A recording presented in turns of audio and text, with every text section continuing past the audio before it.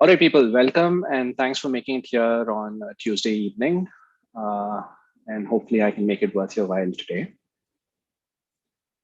Let me get started with a very, very brief introduction about myself and HKUST Academy, and then we can take it forward from there. So just for people who are watching this on YouTube, either today or at some point in time in the future, what we would do is when we have the opportunity to do so, we would be transcribing this conversation. And all the questions that were discussed in this particular session, that will be discussed in this particular session, we will jot it down and then we will put it down in the YouTube show notes. So if you just click on show more details, you should have a list of questions that were discussed in this particular session, right? Obviously not at this point, but if you were to watch this at some point in the future, you can expect to see the show notes. And associated with each question, we would have a timestamp. So if that question is of importance to you, then just click on the timestamp and then you can skip to that part of the video. And then, you can just watch the video a little bit more efficiently. So that's just for an FYI. Please do subscribe to our channel and like these videos, right? So that just keeps encouraging us to do more. Now about HKUST Academy, we are an MBA admissions consulting firm. We are based in Chennai, but we work with people from all over the world, definitely all over India, but also all over the world. About 95+% of our candidates are of Indian origin. So even if they are sitting in the US or in Australia or in Singapore or Dubai or someplace, they would be of Indian origin. A good percentage of our candidates are engineers. So this is representative of the pool of candidates that we work with, right? So about 80% of our candidates are of Indian origin, engineers. A good number of them are male, but an increasing percentage of female applicants are also joining us in recent years, especially. About 20% of our candidates are from other backgrounds as well. So we work with doctors, we work with lawyers. I wouldn't even say doctors, healthcare professionals, right? So we work with dentists, we work with administrators, right? And within the legal profession, we work with corporate lawyers, we work with independent lawyers, we work with professors. So that's also there. And we've also worked with people from a commerce background or a finance background, and also very rarely an arts and science background, but yeah, there is some representation from there as well. We've been in business since 2013. So this is our 8th year and going good so far. We've managed to work with a lot of candidates and we've managed to get a lot of very good placements for our candidates. Within the US, our students have gotten into Harvard, Chicago Booth, Kellogg, MIT. So except for Stanford and Wharton, pretty much every place in the top 10, top 15, top 20. Within the UK, Europe, broadly speaking, INSEAD, HEC, London Business School, Oxford, Cambridge, and then everything outside the top 5 as well, the Spanish schools, IMD. So we just had somebody get into IMD about a month or so ago. That was our first positive result for this 2021 admissions year. And over the last week or 10 days, we've had several candidates interviewing with Kellogg, some with Darden, Duke. So this year's been positive so far. Obviously, it's a little too early to call it. We would have our first set of results maybe in December or so. But so far, everything is looking promising. About myself, my name is Karthik. I am the founder of HKUST Academy, and I'm the main consultant here as well. So most of you all will be working with me should you choose to work with us. I am an alumnus of IIT Madras and Stanford, and HKUST Academy is my company. So I've been intimately involved with it since 2013. That said, I'm done with my introduction.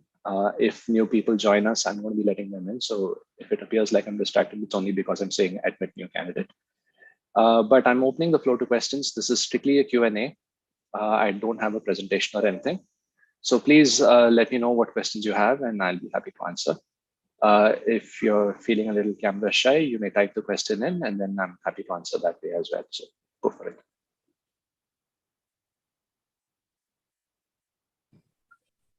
Yeah, hi Karthik. Alad. Hi Alad.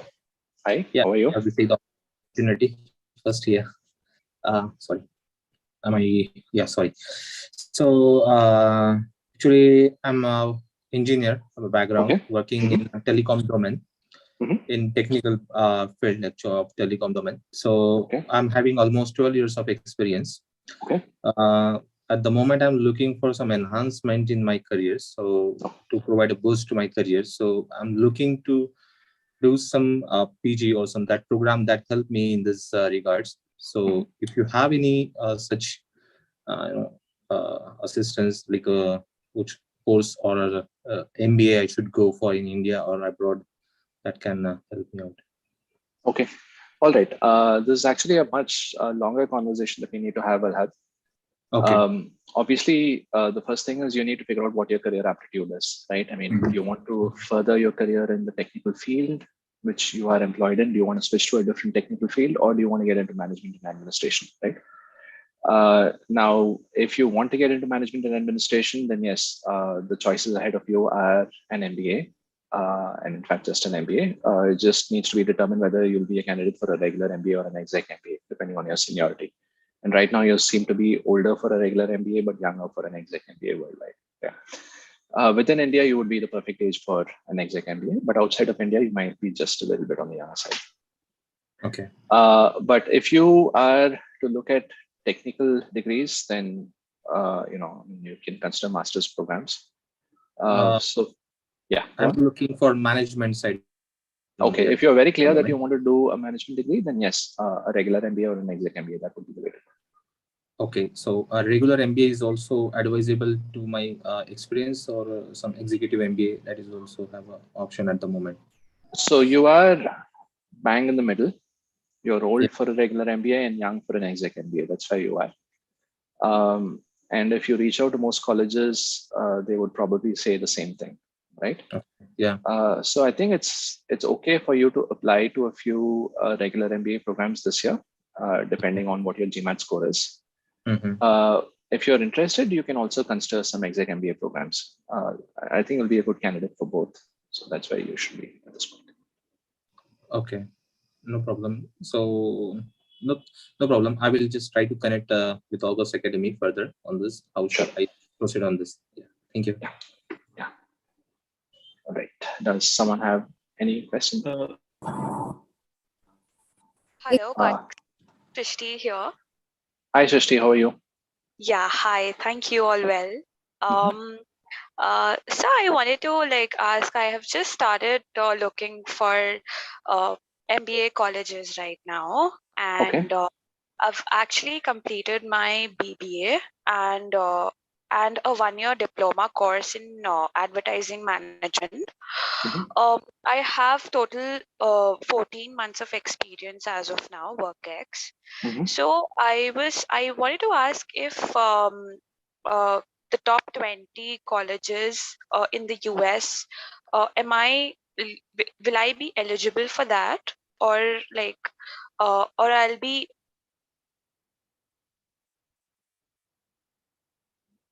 Srishti, can you hear me? Hello. Am I audible now? Now you are, yeah. Yeah, so sorry for the network problem. Yeah, so I was asking if I'm eligible for the top 20, colleges in the US or not, if I have 14 months of total WorkX. Okay. So most colleges in the top 20 will require you to have an average of about 5 years of experience at the time of enrollment, right? So you may have about 2 years at the time of enrollment if you are considering applying this year and starting class in 2022. That may not be the best time for you to apply. I would advise you to wait for another year or two and then apply. That would 3 years would be best, but if you are really wanting to get things done as soon as possible, then at least wait 2 years. What can you do in these 2 years? Prepare for your GMAT, do a great job on the GMAT. Try to do very well at work. Try to see if you can get some leadership experience at work. Focus on your extracurriculars, and you have a good amount of tenure ahead of you, 2 years. So you can work with nonprofits, or you can develop new hobbies. You can pick up a musical instrument. There's anything that you can do, given that you have 2 years ahead of you. So that would be my best recommendation. Not this year, but going forward, maybe 2 years from now, or the best case would be 3 years from now. Yeah. All right, sure. And just one more question, if you could take. Like other than the top 20, colleges in the US, like which other colleges which accept freshers like just like me who has completed 14 months of work experience. So yeah, so the thing is, if you are in college, some of the top programs have this concept of a deferred admit. All right. So I know So Stanford does that, Harvard does that, Yale does that, and more colleges are opening up to that as well. And within India, ISB does that too. So you apply before you graduate, and then what happens is you get a decision as to whether you've gotten in or not, but you don't start college immediately. They ask you to work for 2 or 3 years and then come back. The admit is there. They've reserved that for you, but they expect you to work for about 2 to 3 years and then come back. Okay, so that's one possibility. But in order for you to explore that possibility, you should still be a college student. The other extreme is where you already have the 3 to 4 to 5 years of experience, and then you apply as a regular candidate. You're somewhere in the middle, and unfortunately, most top programs will not have entries for you into the regular MBA program. The options ahead of you are get into a master's in management at a top college, or okay. get into a regular MBA program, but at a really average college. I really don't recommend that, but that's the only other option you have. Yeah. So like minimum 3 years of total experience is what you recommend me to go for. Yes. Would be perfect. Okay. Yes. Yeah. Sure. I think Yeah. Alicia had a question. So can I take Alicia's question? Yeah, absolutely. Thank you so much for the answer. Yeah. Hi, Karthik. I've written to you previously. So I'm Yes, an Alicia. antitrust lawyer with 3.5 years of work experience right now. Okay. I'm actually in the process of sort of identifying the right B school fit for myself. I haven't made a lot of headway in that respect. Okay. But some feedback that I've gotten from people is that a good way to go about it is sustained engagement with the admissions committee. So write to them, interact with IIM. What I want to understand is how important is engagement with the AdCom before submitting your application? How do you think it actually impacts the likelihood of an acceptance into a B school, or is it something that I can sort of circumvent? It's not 100% critical, but it is definitely something that will be useful. Okay. So what do I mean by this? It's not exactly going to convert a no to a yes. So don't expect it to have that kind of power, but it can convert a maybe to a yes, especially, if you end up in a waitlist kind of scenario, and then they see that one of the two candidates who's been waitlisted has demonstrated interest in the school by following up the AdCom every now and then, and seems like a very friendly person to be around. Whereas the other person is, well, I mean, nobody knows what the other person is thinking because the other person hasn't spoken, right? So under such a scenario, they may want to take in the person who's been communicative as opposed to the other person who's been silent. Nothing wrong in being silent. That's not necessarily negative. It's just that the AdCom has no information, right?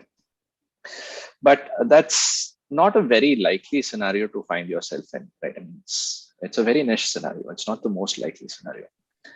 But in general, the way I would like to think of it is, there's this concept of why somebody should believe in God. And the idea here is, there's one of the arguments for why people should believe in God. We don't know if there's a God or not, but some people claim that if there is a God and you believe in that God, then good things may happen to you.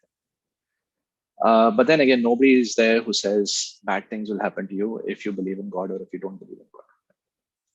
So, I mean, there's no worst case scenario here. There's only a hypothetical best case scenario. So you might as well, try to take the hypothetical best case scenario. Okay. So this is not meant to be a religious conversion here, but the idea here is, sure, if you write to the AdCom, positive things may happen, may not happen. There's no guarantee there, but there's no negative thing that's going to come out of it, right? And on the other hand, you don't gain anything by not writing, or, so there's nothing to gain in that particular scenario. So that's how I would look at it.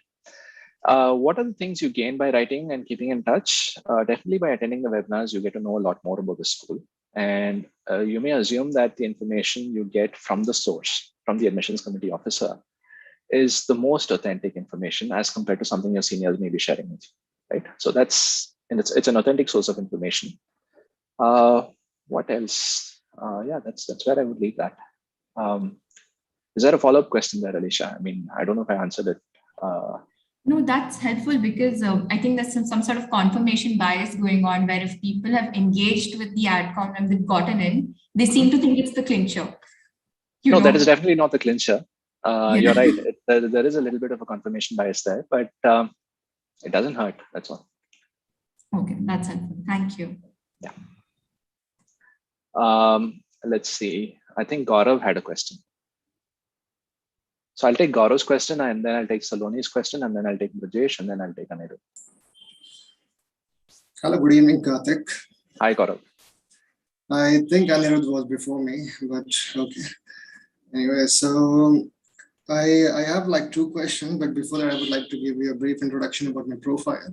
So I have a defense background. I was commissioned into the Indian Navy in the year 2013. Did close to 8 years of commission service, posted on board many warships, not many, but yeah, almost on the warships. Okay. And after that, I decided to do something good, not only for the country, like for the environment as such. So I left the forces, and along with one of my mates, we are actually doing something, like we've started something which I would like to talk with you later if we happen to work together. So about my hobbies as such, so I'm an A license skydiving holder. So that's my hobby, which I have done for which I wanted to do, and been to many of the treks and coming to like for all the activities, let's say working for an engine and all those things. I think I have done a lot of them being in the forces before. And after that, I've traveled through length and width of the country. Motorbiking, of course, not of course, but yeah, that means hobbies are there a lot. Okay. And I think I have communicated with you over mail. So I think you have mentioned that, like, if we happen to work together, the like qualifying criteria of 2 to 7 years of work experience. And coming to my case, I have close to around 9 years of work ex. So let's say if we happen to work together, like, is it possible or is not possible? That's my first question. And coming to like the seniority which I have gained and the work experience which I'm having. So I actually wanted to go for full-time MBA because I was into a different field altogether before coming to this different side of the life. So, but what do you suggest, like full-time MBA or an executive MBA for a guy such as me? Okay, all right. So are you looking to study in India or are you looking to study abroad? I'm looking to study abroad. Okay. I think a regular MBA should be fine. You are, again, like I think Alhad was the other person who had this similar question. You are also slightly on the older side for a regular MBA, but definitely younger for an exec MBA. But there's one major difference here, which is for certain reasons, which is in your case, you were part of the armed forces in a short service commission, presumably.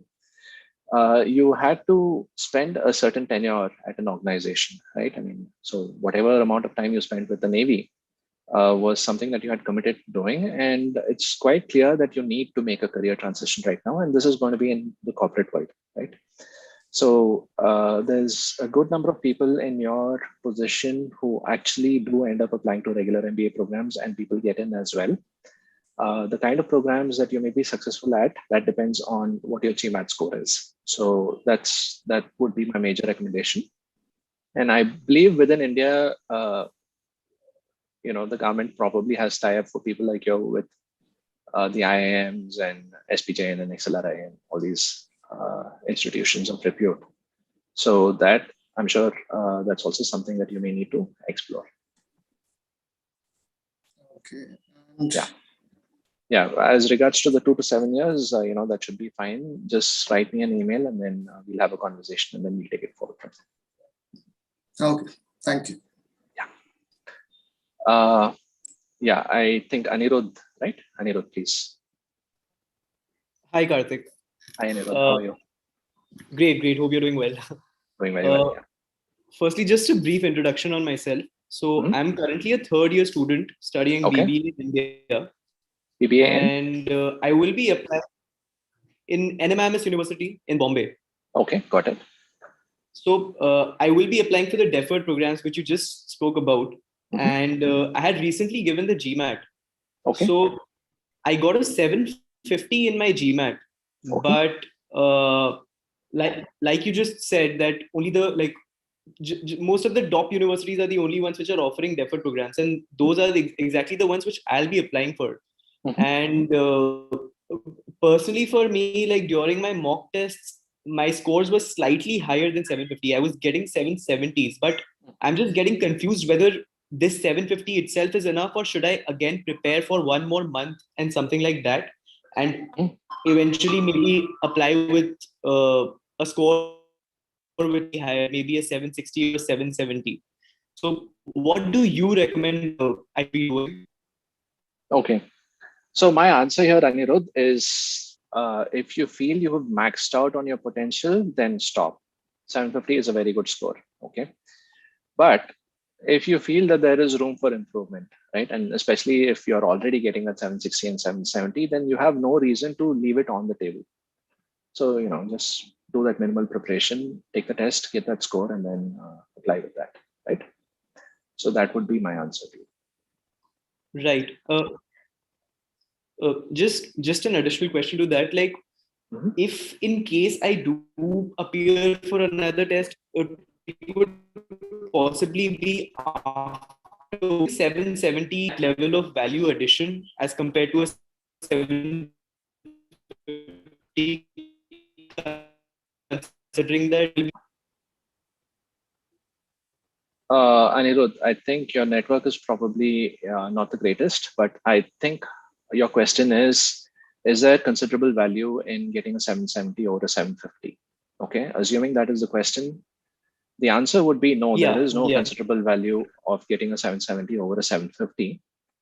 But having said that, if a 770 is easy for you, then there is no reason for you to stop at 750. Okay, this is almost like this guy Neeraj Chopra, right? And he assumes that he's going to get, I mean, if he gets 83 meters, like, should I stop there or should I go for 85 meters? Like, let me just do my best, right?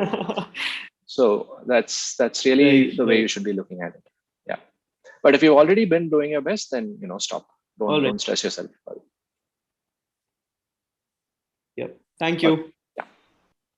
So I think Saloni had a question, right? Yeah. Yeah. Hi, Saloni. Hi, I'm currently in the middle of the application process. I'm applying independently and I have 730 Gmat score. 730 or 740? 730. Okay. Okay. However, I have 4 years of work experience. I'm currently working at Hotstar as a into the product team. So by next year, I'll have 5 years of work experience.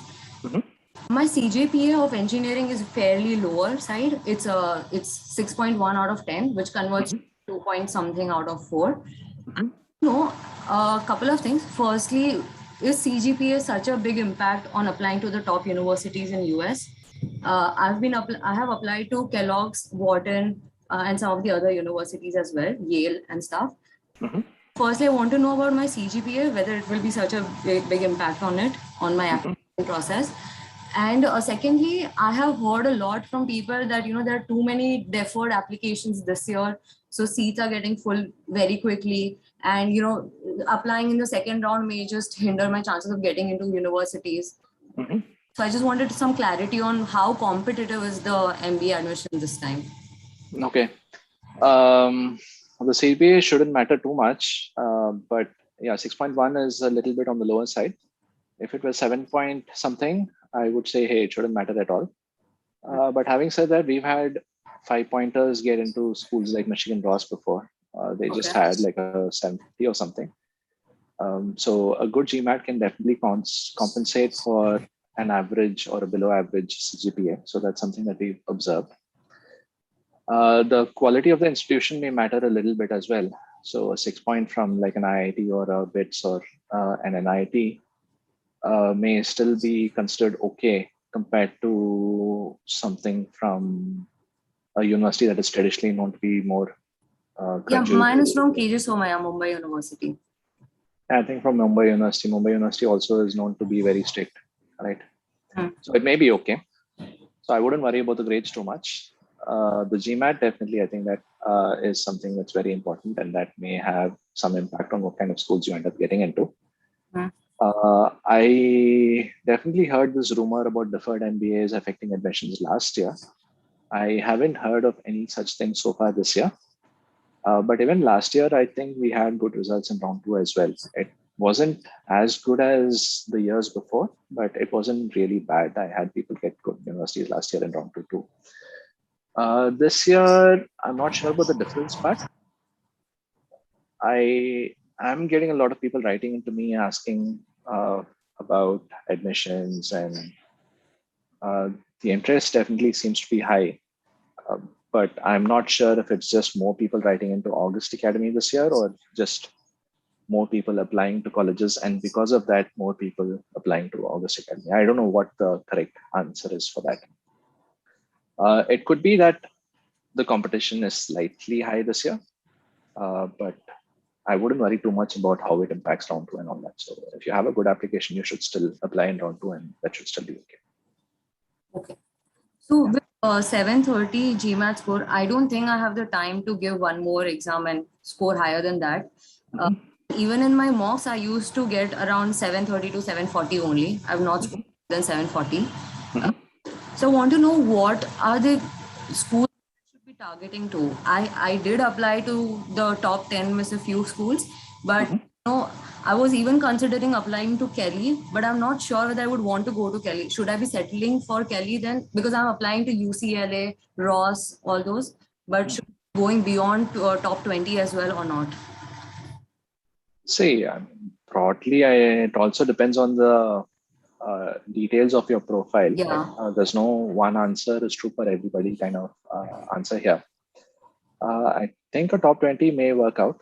But beyond that, we'll need a lot more information about your background. And I think that is possible only after we engage with each other a little bit. Correct. So, all right. Thank you. Yeah. Brijesh, have I taken your question yet? Hi, Karthik. No, hi, Brijesh. Yeah. I hope you're doing well. I'm doing well. How are you? Yeah, I'm fine, Karthik. Thank you. Okay, Karthik. So I have a couple of questions, but I'll just quickly brief about myself. So I did my mechanical engineering. I passed it in 2008. So right now I have around 13 years of experience. Okay. And I did the graduation in one of the NITs. So post that, I worked in one of the largest OEMs in India. And then after that I moved to another OEM, and I'm in. When you say OEM, what do you mean by that? It's something like Hyundai, Ford, okay. It's like automobile manufacturer. Okay. Yeah. So now right now I have 13 years of experience in product designing and development. So I've been trying to the seed of MBA was planted around 3-4 years back, but due to many commitments, I have not been able to pursue it further. But a couple of years back, I had the opportunity to talk to some of the, some of the leadership in my company, and I was pretty impressed by the way they carry themselves and the way they talk. How they think about all these aspects of the business. So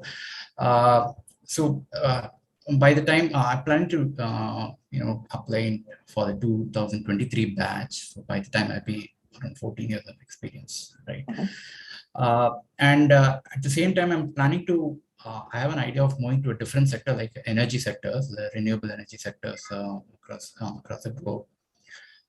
So at this point of time, do you think it's wise to move to a different sector? Given the experience, is it a feasible option? That's my first question. Okay. I don't think it makes a difference one way or the other. Provided there is some continuity in what you're doing, I think you should just go ahead and take up whatever is the best job opportunity for you. right? If there is no continuity in what you're doing, and because of that, then you may need to explain why you changed, right? I mean, I think what I'm trying to tell you is, let's say you're already in battery storage or something, and you're moving to like a renewable energy firm in energy storage. Then essentially you're just changing industries, but you're doing the same work, right? So I don't even think that's any different. Whereas if you're doing HVAC, right? And again, you're moving into energy efficiency and all that. Again, there is some continuity with regards to what you're doing, right? It's the same work. So whether the industry is the same or different doesn't matter, because you would be doing the same work essentially, right? But if you're moving from auto sales to, let's say, implementing turnkey projects for solar, now suddenly there seems to be a jump with regards to what you're doing.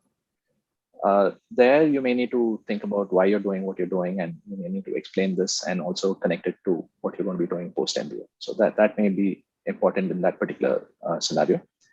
But if the nature of your work is very similar, then it shouldn't make a huge difference. Yeah, sure. Thanks. And the second one is I was more keen on in the Asia Pacific region, like Australia and Singapore. So it is. I just wanted to know your perception of the from MBA from top Australian universities. So how is it viewed globally? Okay. Australia, we don't have a lot of exposure to Australia so far, so I wouldn't be able to comment from personal experience. Singapore, definitely. I mean, great universities. INSEAD obviously is the best university that you can get into, which has a location in Singapore. I wouldn't call INSEAD a Singaporean university necessarily. It's a French university, but they have a Singapore campus, so that's good. NUS and NTU are great. You may be a better candidate for the exec MBA programs there. And then, of course, there's SMU, which also has decent reputation, but again, you will need to think about whether that solves your issues with regards to branding and whatnot.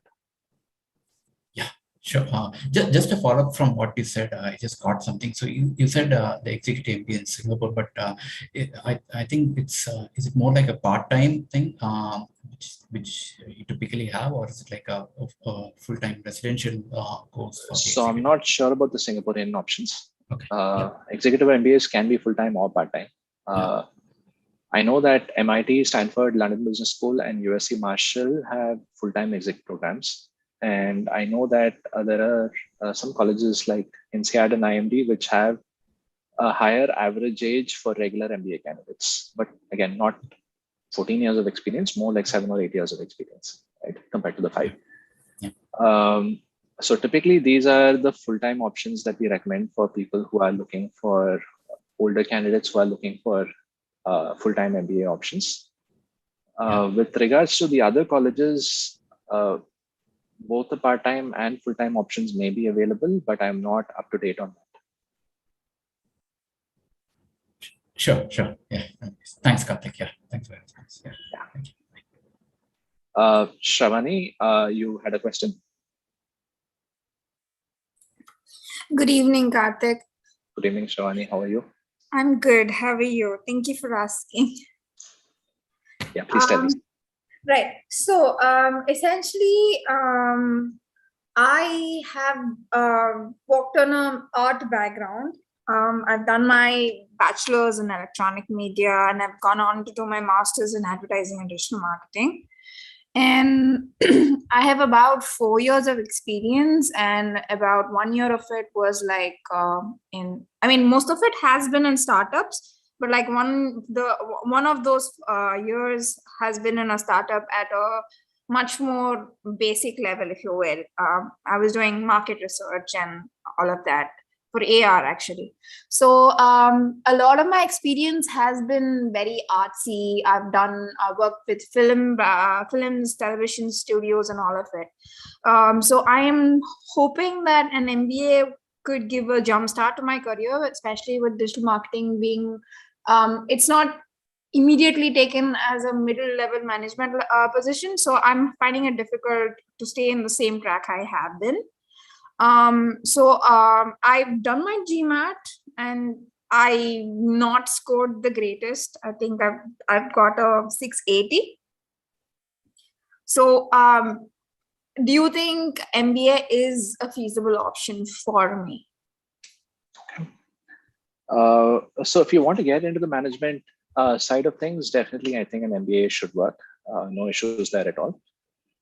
Now, the place where you may have some decisions to make is what kind of school are you going to be attending, and that is something that the Gmat definitely has an impact on. So with the 680, if you're looking at American programs, I would say something ranked between 18 and 30, Indian female applicant, right? If that's something that you're happy with, then yeah, sure, by all means, go ahead, apply. If you want to get into the management side of things, but you want to get into a slightly better brand of college, then yes, try to see if you can do better on the Gmat, get it up to a 720 or so. Then, you know, we may be looking at a top 20 kind of program, something from 11 to 20, right?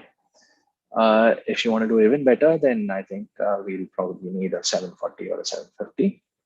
From a background point of view, I think you have a very great background. We've definitely worked with people from similar backgrounds before,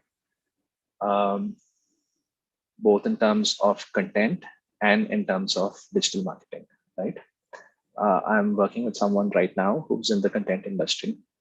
Okay. I'm not at liberty to talk more. Of course. Yeah, but you know, I mean, I should have some indication as to what kind of results are possible maybe by December or so. But you know, I mean, we are very hopeful. We are targeting schools in the top 15%. Okay. So I mean, I'm not sure if if I want to apply this year, I'm pretty sure that I cannot write my Gmat and score a 740. I'm very clear on that. If I had like more time, I mean, especially with right now, there's a lot of films releasing, so promotions are really heavy. So at this point of time, I really can't take much of a break. So if with my score, I'm not very particular that I need to be on the top schools. I mean, that's not my goal too, if you will. I do want to go to a really good school, but like it does not have to be like Harvard or Stanford. It doesn't have to be the best, if you will. But something with good results and something that I can fit into easily. So what are the bandwidth of colleges that you would think that could match my profile? Yeah, I think I mentioned that, you know, roughly about 18 to 30, if you look at ranking points. Okay. All right. Thank you so much. So if I want to work with you for my application process, what are the things that you would expect from my side, and how do I reach out to you on that? Sure. Yeah. So this is for everybody who's on the call today. Please send me an email, include your resume, include your Gmat score or GRE score, whatever the case may be. Put down your main questions and put down a list of target schools, if you will, right? So we are receiving a lot of inquiries and we are very short-staffed, so we are not able to get back to everybody, which is why we are putting all these filters with regards to 2 years and 7 years. And I think Brajesh had that question, or somebody had that question, right? So what we are doing is we are open for R2, okay? We definitely have room for new candidates for round 2, but what's happening is we don't have the bandwidth to talk to everybody because we still are not done with R1 yet. I think R1, Oxford, and there's a couple of programs. There's Cornell and there's Stern, I believe, which close next week. So till then, we are a little occupied. So what we are doing is we are charging people 1,000 rupees. Okay, so this is just to ensure that we are talking with people who are interested in working with us, as opposed to people who are not that interested in working with us. So that's the basic idea. But when somebody signs up to work with us, we subtract that 1,000. So that's what we're doing at this point. So I can send you more details by email. Please write me an email with the details that I've just requested, the resume, the Gmat, a list of target schools, and the main question that you have at this point.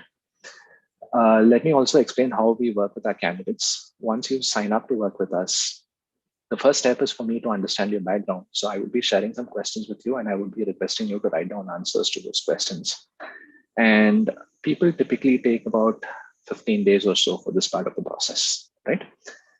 And after this is done, we can move on to a shortlist. And I would be proposing stretch schools, target schools, and safety schools. And you can also add in your schools to the mix. And I will give you some insight as to how easy or difficult each one of these schools is going to be, right? And then together we would discuss and we would settle down on the shortlist. You choose the schools. Under no circumstance will I pressure you to, choose one school versus another. But if you are selecting a school that's going to be very difficult to get into, I will let you know that it will be very difficult to get into. And if you still want to go ahead and apply, by all means, I'll help you with it. But you shouldn't have a lot of expectations with regards to results there. Okay, so that's the understanding. Now, after the shortlist process is over, we move on to the application stage. We'll help you with the essays. We'll help you with the letters of recommendation. We'll help you with the resume as well. In our comprehensive tier of packages, we set up a 1 hour brainstorming call. So there's a limit of 1 call per college. So we'll set up an appointment 2-3 days prior, and then we'll meet at the appointed time. Then we'll discuss all your life stories. And then what will happen is I'll help you put together an outline for each essay. All right, so bullet point structure. And then we move on. We close the call. You will write an essay based on the bullet point structure that we've discussed, and then you'll send me the draft when you're ready. My turnaround time is 2 to 3 days. I will be able to give you my comments on how you can improve your drafts further at that point. And then you send me another draft, and then I'll send you more comments, send me another draft, more comments, so on and so forth. So if you look at the timelines, it may take us about 3 months to work on about 5 colleges, right? There are some optimizations that are possible. Definitely we will get into that, should we get into that. But we should explore optimizations only in a push comes to shove kind of scenario, right? Right now, we should just be talking about what's the ideal time frame. And the ideal time frame is about 3.5 months, right? Is there anything else I'm missing out on? Yeah. So there's a difference between our 3-school package and a 5-school package. In our 5-school package, we include 2 mock interviews by default. In our 3-school package, it's not there by default. We charge extra for it. So this is how the packages are structured. And in addition to all of this, whatever I'm telling you about, we also offer you some video material. And that's about 8 to 10 hours of video material. There's some discussions on the MBA application process. How do you set up a LinkedIn profile? How do you reach out to seniors? There's a resume workshop. There's about 2 or 3 essay writing workshops, both on the general idea of essay writing and on the specifics of writing essays for certain types of questions, right?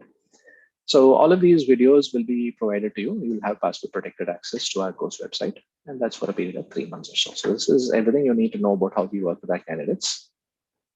If you want to have a discussion about working together, definitely please send me a note. And then, as I mentioned, we'll have this token charge, but we'll subtract this when you sign up with us. With regards to our fee structure at this point, for a 3-school package, we charge $195 plus GST, so that comes around $230. GST is at 18%. I don't think they've changed it. And for the 5-school package, we charge $250 plus GST. That's at $295. So this is, I think, everything you need to know. If there's any other questions, please let me know. One final question. Sorry, Karthik. Is there any advice you give, say, depending on my program or stream? Say, suppose I think that I would do better in HR or finance or something like that. So specific on that track, are there a list of colleges that you would be able to, if I take up your, if I'm applying and working with you, where will there be suggestions that will help me guide to choose? Or would it be more of like, so this is your bracket, so within this you have to choose kind of types?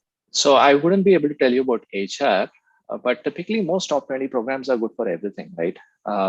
We see that when somebody is going abroad, they are either going to get into consulting or finance or operations. And of course, there's technology, product management. So these are the 4 major career tracks. We ourselves don't recommend people get into marketing because there you would be a foreigner in the marketplace. And typically when you're getting into FMCG marketing and any kind of marketing along those lines, it's something for companies to expect some native experience. So that's something that we don't recommend. And because of this, we don't even get into that engagement in the first place. Okay. HR is something that we've not really discussed. No, I mean, I'm just saying that on top of my head because I was looking at HR and finance or something like a double thing or something like that. So yeah, HR is not something that we've looked at a lot. There's nothing to say that it is an acceptable specialization to take up or it's not an acceptable specialization. Okay. It's just not come up. That's all. We don't have a classification for HR specifically, but for the other major areas, right? So which is consulting, which is finance, operations, or tech. Definitely I can make recommendations there. I don't think there's any issue. This is something that we've done like N times over and we can do it N+1 times. So that's not an issue at all. HR would be a new field for us. All right. Thank you, Karthik. I'm done. I think Alhad has a question. Hi, Karthik. I'm seeing some of the US colleges are not considering Gmat for MBA programs. It is advisable to go for such colleges as I have not started preparing for Gmat yet and to avoid any further delay to get into an MBA. So there's two interpretations to your question, Alhad.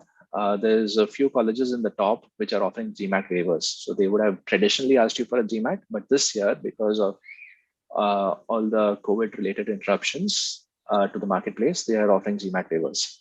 And then there is a set of colleges which are not ranked very highly, which may not even require Gmat in the first place. So this would have been the case like 3 years ago, even before COVID started. For those colleges, I will leave it up to your discretion whether or not to apply to those colleges. It's definitely good for a certain target population. But for most high achieving students with big desires with regards to their career, perhaps not the best place to get into. All right. So these are typically colleges ranked outside 150 or something. These are probably some of those private institutions. And not to say Stanford or MIT are not private, they are also. But I mean, this would be like your St. Stephen's or something in New York, New Jersey, like private institution. Right? So whether you want to take it up or not, I leave it up to you. It's okay for some students, but for most serious students, perhaps not okay. Now, with regards to the Gmat waiver, we have been recommending that people do take the Gmat and apply. From India, I'm seeing a lot of people reaching out to me who have 740s and 750s and 760s. Under this scenario, if you have a very mainstream profile, I don't see how you can actually make a very good claim for yourself if you are accepting a Gmat waiver. Okay. If you have a very niche profile, then maybe you can consider this concept of a Gmat waiver. But if your profile is very mainstream, then I think it's going to be very difficult. Okay. No problem, Karthik. I will just try to first contact with you for the initial preliminary round with your academy. Sure. Then we'll try to work on it. Sure, definitely. Yeah. Thank you. All right. Does anybody have any other questions? Yes. Can I go? Yeah, I'll take Alicia's question first and then Anirudh's question. Alicia. All right. Just very quickly, you mentioned that 5 applications within the span of 3 months should be something that your academy can do. But so this holds good for any college. Hypothetically, if I were to be super ambitious and said, I want to do 5 M7 applications in 3 months, and the clock's already ticking. It's 5th October. Is this something? Yeah, I think the name of the college shouldn't matter too much. It's just a question of workload, right? Okay. So any college, European colleges have a lot more writing than American colleges. So if you have 1 European college in the list of 5, sure, maybe that's okay. If you have 3 European colleges, then that's going to be that much more difficult. But that's only because they have more writing, not because, London Business School is particularly difficult to get into compared to MIT. Right? So, and in terms of more non-traditional applications like Kellogg's, I see, if I'm not wrong, there's a video essay. Is that something that you help with as well, or is that? So we help with video essays, but there are some limits to this. Okay. What do I mean by that? Okay, so first of all, there's two different kinds of video essays. Certain colleges like MCOMs, they let you know what the question is. And then they say, please record a video, upload the video to YouTube, and then give us the link, right? So that is something where you can completely prepare beforehand. So there we can help you with the script. And then I would also be able to review the video once it's recorded, and I would be able to give you comments on the video. So that's a no-brainer. Now, for the Kira responses, and Kellogg also follows the Kira system. Typically what happens is the question that they would ask is not known a priori, and you pretty much submit your application, and then they send you a link, and you click on the link, and then you record those videos extempore on the spot, right? So there, we wouldn't know what questions are going to come up before you get into that process. So theoretically, there's nothing we can do. I would be sharing a list of questions with you, which you can use to practice. And then, we can probably review some of those answers, one or two of those answers, and I can give you my feedback on one or two of those answers. Not so much on the content, but more on the presentation, because the presentation is the same thing that you can carry over. Not the content, it really shouldn't matter, because here you will be answering questions on what was the biggest challenge you faced, and they'll be asking you why you want to apply to Kellogg. So completely different, right? Coming back to the topic of Kellogg, I do believe at least 2 of the 3 questions for Kellogg are known a priori. So we can definitely have a short discussion on the script, not exactly fine tune the script, as in we won't like script it and then you won't recite from memory or anything, but we'll definitely discuss the content. So yeah, that's my long answer to your short question. Thank you. Anirudh, you had a question? Yes, Karthik. I just wanted to ask, you had said that right now you were working with round 1 applicants and next you were planning on focusing on round 2 applicants.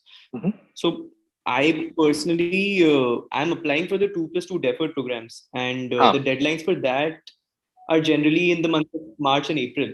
So okay.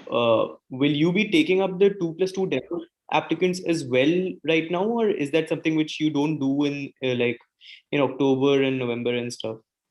You reach out whenever you're ready. That's okay. I think March and April, I would be relaxed. So I'll have time to spend with you. You decide when you want to get started right now, or if you want to get started in January, and then let me know.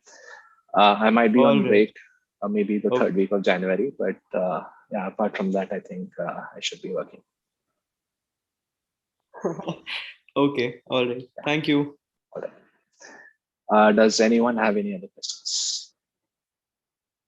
All right, I think that brings us to the end of our session today. Thank you so much for making it, and I hope this was very useful for you.